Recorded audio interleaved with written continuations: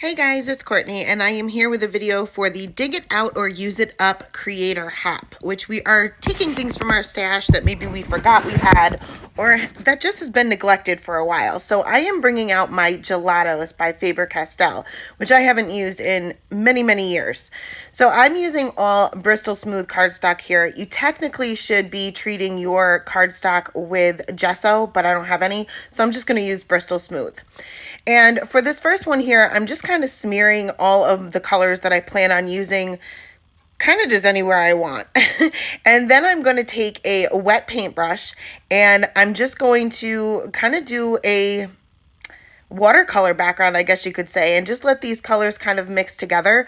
Obviously, the gelatos do react with water, so it will give you this nice watercolor background, but the colors pretty much stay intense. So I put that aside to dry, and for the next panel here, I'm just going to smear around those same colors. No real rhyme or reason for this. I'm just kind of plopping them down wherever I feel like it. And this time I'm not going to use a paintbrush and water. I am just going to smear these around.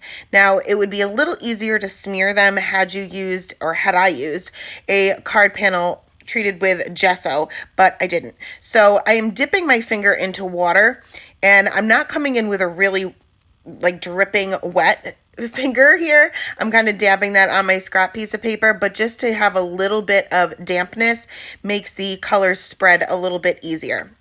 Now the background doesn't need to be perfect because we're going to bring out a stencil next.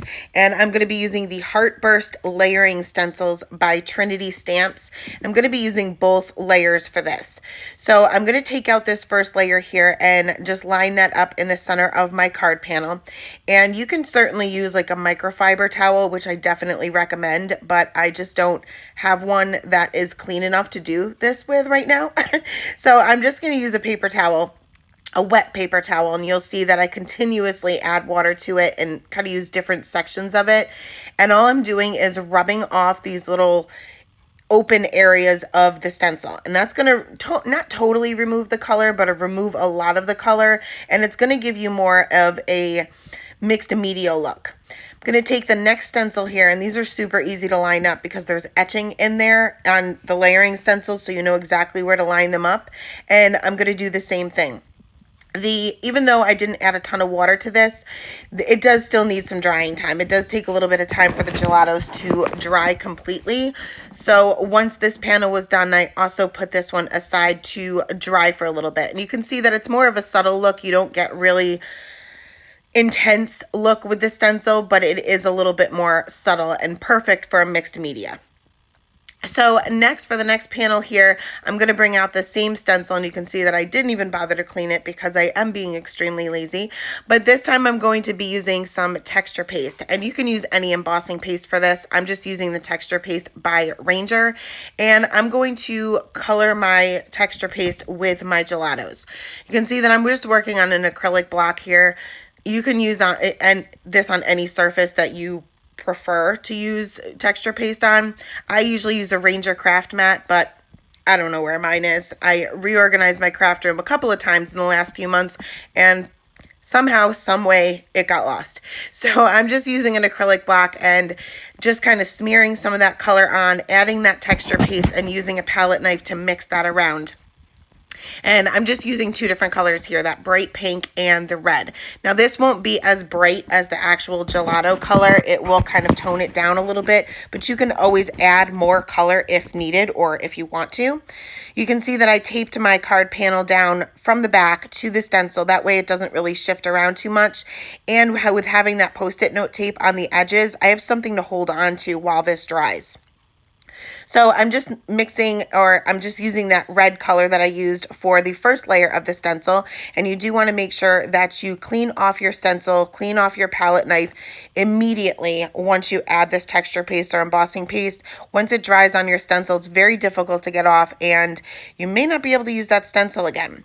So I did let this dry for about an hour or so, and then I can add this next layer. And again, all the layering stencil sets from Trinity Stamps all have the etching.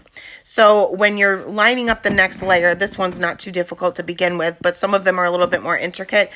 you can just kind of add those etched areas over the areas that you've already added ink to or embossing paste to or whatever medium you're using, and that way you know it's perfectly lined up. So I'm just doing the same thing here, just adding the next color, and you can see that I have kind of little swirly areas in there, and that's just simply because I didn't mix it up good enough. So I have little chunks of that gelato, but I kind of like the look of that. It gives kind of more of a marble look to it. I ran out of paste here. I just didn't mix up enough, so I'm just going to use a little blank piece or blank area of this acrylic block just to mix a little bit more. Is it the same exact color that I had in the beginning? No. Is anybody going to notice? No. And honestly, if you look in the lower right hand corner, that little piece of a heart that's hanging off to the bottom, I totally missed. And you'll see that in the finished card, but hopefully the recipient won't. So I went ahead and removed this stencil, again, washed that immediately, and put this panel aside to dry. For my final panel, I am again using the Bristol Smooth cardstock. You can certainly use watercolor paper for this, but I'm not going to do any kind of detailed watercoloring. I am using the Love You Bunches stamp set, also by Trinity Stamps, and I went ahead and stamped this out with Blackout ink by Ink on 3 because not only is this a Copic safe ink, but it is also a waterproof ink, so you can use this for watercoloring as well. I did stamp that twice just to get a bold black outline, and then we are going to just simply do watercoloring. And I'm not going to add any detail to this. I'm not going to add any shading, and that's mainly because I have very limited colors of these gelatos. I started purchasing them, realized I just didn't use them like I probably should have, and so I stopped purchasing them because I just wasn't using them. So I don't have a whole lot of colors to do any kind of shading with, and the best way to do shading with these gelatos is to use separate colors. It's hard to build up the color, I noticed. You can a little bit, but it's not ideal. So I just scribbled a little bit of the greenish color off on another acrylic block, added a little bit of water, and you can just go in and fill in all of these leaves. I colored all the leaves the same color. Now these are the metallic gelatos, and I'll link everything below if I can find them, because honestly these are so old that I don't know whether I'm going to find the same exact thing, but I'll link something at least similar.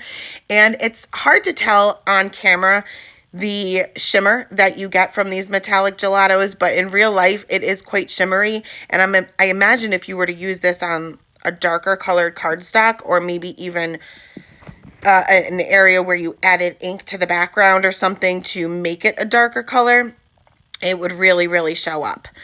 So for this one flower here, I'm just going in with a pink color, and you can see that I'm just globbing on the color there. I'm not doing any kind of shading, but it was really light and I wanted it to be a little bit brighter.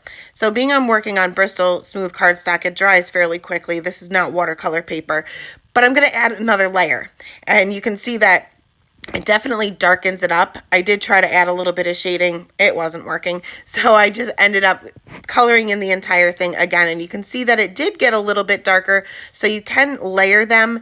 It just doesn't work for shading so much. So for the next flower, I'm going to bring out a purple color here, and I wanted all my flowers to be different colors, but like I said, I don't have a ton of colors. So for this next one here, I'm just going to use the plain purple. Again, do the same thing, just scribble that out onto my acrylic block, add some water, and fill in that flower. I didn't fill in the center. I'll fill that in later with, I don't have a yellow, but I have a gold, so I filled that in with gold later on. And I'm just going to do one single layer on this particular flower. Now, being I don't have a lot of colors, I wanted to see if I could mix the colors. So I'm taking that same pink that we used for the first flower and the purple that we just used for this one, and I tried to mix those up a little bit, and it worked. So you can certainly, as long as you're doing some watercoloring, you can certainly mix colors and kind of create a new shade.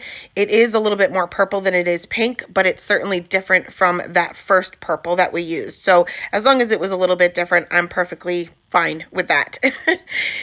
So I went ahead and finished this up, and I'm hoping that you guys can see a little bit of the shine that you get from the metallic gelatos. It is very pretty, and it actually gives a very subtle look. I really was happy with the way this turned out. So now we're going to make everything into cards, and I'm keeping these pretty simple. I'm going to bring out the Bold Love die set by Trinity Stamps to kind of finish up my cards. For the first watercolor background here, I'm going to trim this down just a little bit, 1/4 of an inch on both the top and the bottom. And then I'm going to take a piece of black cardstock that is cut just a little bit larger than my card panel, but just a little bit smaller than my card base. If you guys have ever watched my channel before, I like to mat my backgrounds onto a piece of black cardstock because I think it really makes it pop off the page. So I'm going to adhere the watercolor panel down to that black cardstock. Somehow, some way, I got water on my card panel or on the black cardstock. I have no idea where it came from because the water is now emptied into the sink and nowhere near me. So no idea where it came from, but it is a little bit warped because of all the water that I did add and now this additional water, wherever that may have come from. So I went ahead and glued this down with some Tombow Mono Multi Glue to my card base, and I just placed this under my MISTI for a little bit. And the weight of the MISTI will kind of flatten everything out and make sure that all the corners are stuck down. Now for the dies, the die set comes with the XOXO and the Love, and it cuts out 2 things for each letter. So it cuts out the outline as well as the letter itself. I'm going to be using the XO, and you can see that I cut that from pink cardstock as well as black cardstock. For this particular card, I am just going to be using the outline of the XOXO and kind of just stack those on top of one another.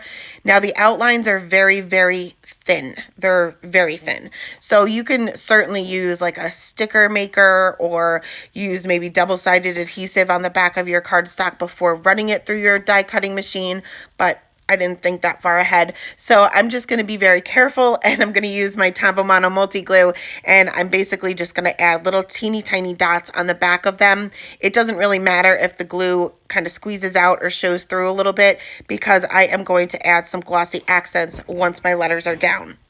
Now I did have a little injury in between. My glossy accents was clogged and I was using a pin to try to unclog it, and instead of going into the bottle, it went right into my finger.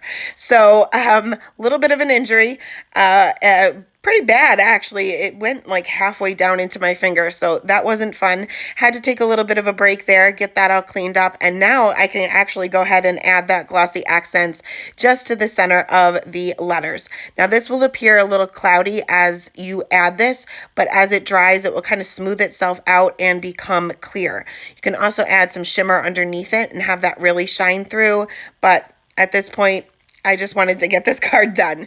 So I went ahead and let that dry, and then I will move on to the second card, which is the one that we use the stencil, I guess we could call it a stencil lift technique. And I'm going to be using some of these letters again that we had cut out previously. Going to do the same thing as I did with this card as far as matting this onto a piece of black cardstock. I have already trimmed down my card panel. I just made sure I trimmed it down 1/8 of an inch on both sides and on the top and the bottom. That way my stencil will still be centered onto my card panel. So adhere this to a white A2 size card base, and then I can go ahead and add my letters. This time I'm keeping it nice and simple, and I am just adding the main part of the letter, I guess, the chunky part of the letter of the XOXO.